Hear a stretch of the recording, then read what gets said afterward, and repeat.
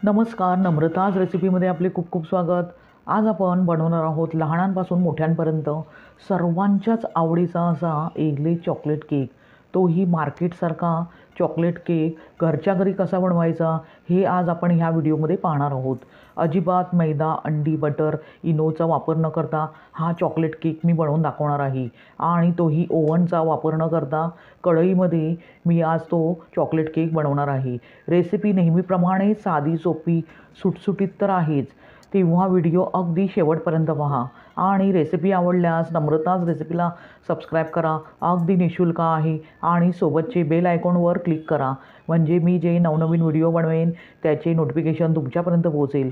Like करा आणि आपल्या मित्रमैत्रिणींना शेअर करा. चला तर मग जास्त वेळ न घालवता आता आपण रेसिपीला सुरुवात करूया. एगलेस चॉकलेट केक बनवण्यासाठी प्रथम आपल्याला सर्व साहित्य मिक्सरमधून अगदी व्यवस्थित फिरवून घ्यायचे आहे. म्हणजे केकचे मिश्रण फेटताना जे कष्ट लागतात तेही लागणार नाहीत. इथे मी जे केकसाठीचे साहित्य घेतले आहे त्या प्रमाणात जर केक बनवला तर अगदी स्पॉन्जी आणि जाळीदार असा तयार होतो. आता मिक्सरच्या भांड्यात आपण 1 वाटी रवा घालूया. इथे मी जाडा रवा घेतला आहे. तुम्ही जाडा किंवा बारीक कोणताही रवा इथे घेऊ शकता. त्यानंतर त्यात 2 चमचे कोको पावडर घालूया. त्यानंतर 2 चमचे मिल्क पावडर आणि अर्धी वाटी साखर घालूया आणि मिक्सरच्या भांड्याचे झाकण लावून अगदी बारीक पावडर तयार करून घेऊया. म्हणजे सर्व जिन्नस अगदी लवकर एकजीव होतील. आपण पाहू शकता अशा प्रकारे अगदी बारीक पावडर सर्व जिन्नसांची करून घ्यायची आहे. म्हणजेच फाईन पावडर तयार करून घ्यायची आहे. आता त्यात आपण अर्धी वाटी वितळून घेतलेले तूप घालूया आणि त्याबरोबरच अर्धी वाटी दही घालूया. इथे मी साधे आपले रोजच्या वापरातील गोड दही घेतले आहे. इथे आंबट दही अजिबात घ्यायचे नाही आहे. आणि चमच्याने आता पुन्हा सर्व जिन्नस व्यवस्थित मिक्स करून घेऊया. पुन्हा मिक्सरच्या भांड्याचे झाकण लावून आपण हे मिश्रण अगदी व्यवस्थित फिरवून घेणार आहोत. आपण पाहू शकता अशा प्रकारे अगदी व्यवस्थित मिश्रण फिरवून घ्यायचे आहे. पण अजून हे मिश्रण खूपच घट्टसर आहे. आता त्यात आपण 1 वाटी थंड करून घेतलेले दूध घालूया. म्हणजेच रूम टेम्परेचर असलेले दूध घालूया आणि पुन्हा केकचे मिश्रण चमच्याने अगदी व्यवस्थित मिक्स करून घेऊया. आता पुन्हा मिक्सरच्या भांड्याचे झाकण लावून पुन्हा अगदी व्यवस्थित हे मिश्रण साधारणतः 1 ते 2 मिनटे व्यवस्थित फिरवून घेऊया. म्हणजे दूध अगदी व्यवस्थित मिश्रणात एकजीव होईल. आपण पाहू शकता अशा प्रकारे अगदी केकचे परफेक्ट मिश्रण तयार करून घ्यायचे आहे. ते आता आपण एका बाउलमध्ये काढून घेणार आहोत. आता जरी हे मिश्रण अगदी पातळसर वाटले असले तरी रवा जे आपण त्यामध्ये दूध घातले आहे ते अगदी व्यवस्थितपणे शोषून घेईल. म्हणजेच रवा अगदी व्यवस्थित फुलेल. आता ते आपण एका बाउलमध्ये काढून घेऊया आणि त्यावर झाकण ठेवून साधारणतः 20 मिनटे रवा रेस्ट करण्यास ठेवूया. म्हणजे रवा अगदी व्यवस्थित फुलेल. म्हणजे सर्व जिन्नस अगदी व्यवस्थित एकजीव होतील. साधारणतः 20 मिनटानंतर आपण पाहू शकता रवा आणि दूध अगदी व्यवस्थित शोषले आहे. आता मिश्रण एकसारखे करूया. म्हणजेच रवा अगदी व्यवस्थित फुलला आहे. आता ह्या स्टेजमध्ये त्यात 1 चमचा बेकिंग पावडर घालूया आणि त्यावर 1 चमचा दूध घालूया आणि केकचे मिश्रण एकाच दिशेने अगदी 3 ते 4 मिनटे व्यवस्थित फेटून घेऊया.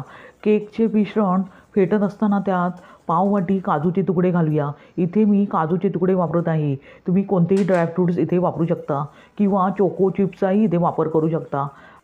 आता पुन्हा हे मिश्रण अगदी 2 मिनटे एकाच दिशेने व्यवस्थित फेटून घेऊया. म्हणजे बेकिंग पावडर व्यवस्थित ॲक्टिवेट होऊन केकला जाळी सुरेख येईल आणि आपला केक स्पॉन्जी होईल. साधारणतः 3 ते 4 मिनटानंतर आपण पाहू शकता केकचे मिश्रण अगदी व्यवस्थित हलके फुलके झाले आहे आणि त्याचा रंगही थोडासा बदलला आहे. आता लगेचच केकचे मिश्रण बटर पेपर लावलेल्या केकच्या भांड्यात काढून घेऊया. त्यानंतर अशा प्रकारे टॅप करून घेऊया.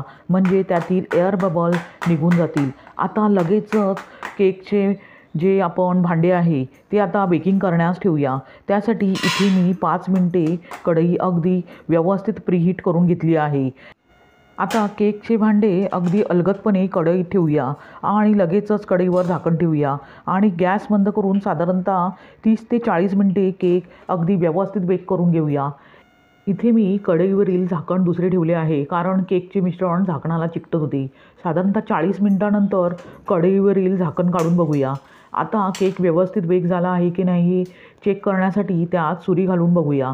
जर सुरी क्लीन निघाली तर केक व्यवस्थित बेक झाला आहे हे समजावे. आता गॅस बंद करूया आणि केक कढईतून बाहेर काढून घेऊया.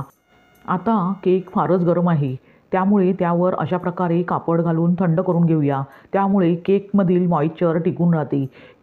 आता केक संपूर्णपणे थंड झाल्यावरच कट करून घ्यायचा आहे. केक पूर्णपणे थंड झाल्यावर आपण त्यावरील कपडा काढूया आणि केक अगदी व्यवस्थित डिमोल्ड करून घेऊया. अगदी हलक्या हाताने बटर पेपर काढून घेऊया. आपण पाहू शकता केकला जाळी अगदी सुरेख आली आहे आणि स्पॉन्जीही झाला आहे. आता लगेचच केक कट करून घेऊया. तुम्ही हव्या त्या साईजमध्ये केकचे पीस करून घेऊ शकता. केकचा एक पीस मी तुम्हाला दाखवते आहे. किती परफेक्ट जाळी केकला आली आहे आणि एकदम स्पॉन्जी केक तयार झाला आहे. अशा प्रकारे तयार झाला एगलेस चॉकलेट केक, तोही घरच्या घरी, अगदी मार्केटसारखा. तुम्ही अशाच प्रकारे एगलेस चॉकलेट केक बनवून पहा आणि त्याचा आस्वाद घ्या. तुम्हाला ही रेसिपी कशी वाटली ते कमेंट करून सांगा. आणि रेसिपी आवडल्यास नम्रताज रेसिपीला सबस्क्राईब करा, लाईक करा आणि आपल्या मित्रमैत्रिणींना शेअर करा. पुन्हा भेटूया अशाच सोप्या आणि सुटसुटीत रेसिपीसह. धन्यवाद. श्री स्वामी समर्थ.